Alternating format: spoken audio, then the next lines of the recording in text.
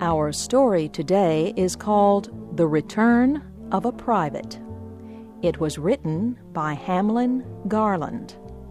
Here is Harry Monroe with our story. The soldiers cheered as the train crossed the border into the state of Wisconsin. It had been a long trip from the south back to their homes in the north. One of the men had a large red scar across his forehead. Another had an injured leg that made it painful for him to walk. The third had unnaturally large and bright eyes because he had been sick with malaria. The three soldiers spread their blankets on the train seats and tried to sleep. It was a cold evening, even though it was summertime. Private Smith, the soldier with the fever, shivered in the night air. His joy in coming home was mixed with fear and worry. He knew he was sick and weak. How could he take care of his family? Where would he find the strength to do the heavy work all farmers have to do? He had given 3 years of his life to his country, and now he had very little money and strength left for his family. Morning came slowly with a pale yellow light. The train was slowing down as it came into the town of La Crosse, where the three soldiers would get off the train. The station was empty because it was Sunday. "I'll get home in time for dinner," Smith thought. "She usually has dinner about 1 o'clock on Sunday afternoon." And he smiled. Smith and the other 2 soldiers jumped off the train together. "Well, boys," Smith began, "here's where we say goodbye. We've marched together for many miles. Now, I suppose, we are done." The 3 men found it hard to look at each other. "We ought to go home with you," one of the soldiers said to Smith. "You'll never be able to walk all those miles with that heavy pack on your back." "Oh, I'm all right," Smith said, putting on his army cap. "Every step takes me closer to home." They all shook hands. "Goodbye. Good luck. Same to you. Goodbye." Smith turned and walked away quickly. After a few minutes he turned again and waved his cap. His 2 friends did the same. Then they marched away with their long, steady soldier's step. Smith walked for a while, thinking of his friends. He remembered the many days they had been together during the war. He thought of his friend Billy Tripp, too. Poor Billy. A bullet came out of the sky one day and tore a great hole in Billy's chest. Smith knew he would have to tell the sad story to Billy's mother and young wife. But there was little to tell. The sound of a bullet cutting through the air, Billy crying out, then falling with his face in the dirt. The fighting he had done since then had not made him forget the horror of that moment when Billy died. Soon the fields and houses became familiar. Smith knew he was close to home. The sun was burning hot as he began climbing the last hill. Finally he reached the top and looked down at his farm in the beautiful valley. He was almost home. Mrs. Smith was alone on the farm with her 3 children. Mary was 9 years old, Tommy was 6, and little Teddy had just turned 4. Mrs. Smith had been dreaming about her husband when the chickens awakened her that Sunday morning. She got out of bed, got dressed, and went out to feed the chickens. Then she saw the broken fence near the chicken house. She had tried to fix it again and again. Mrs. Smith sat down and cried. The farmer, who had promised to take care of the farm while her husband was away, had been lazy and dishonest. The first year he shared the wheat with Mrs. Smith, but the next year he took almost all of it for himself.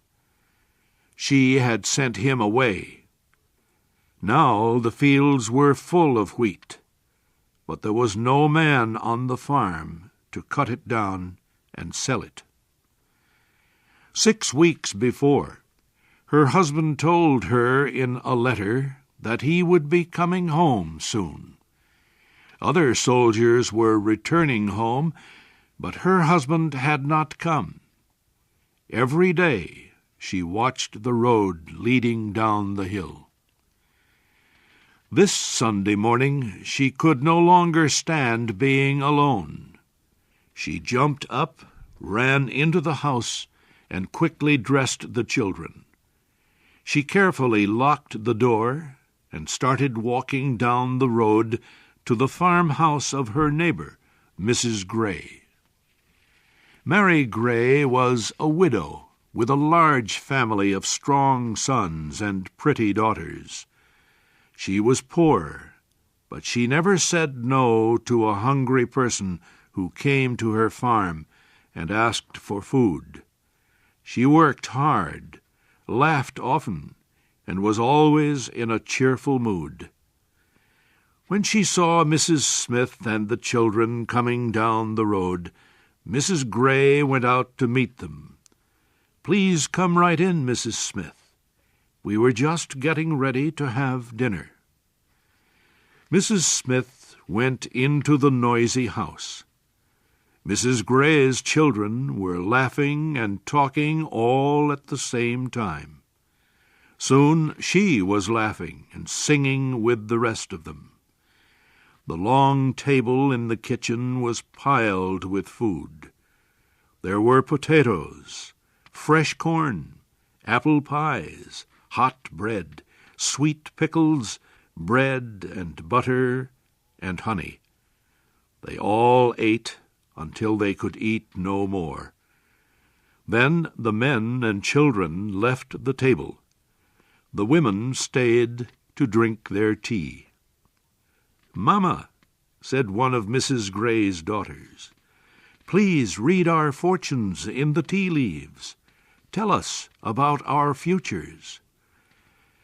Mrs. Gray picked up her daughter's cup and stirred it first to the left, then to the right. Then she looked into it with a serious expression.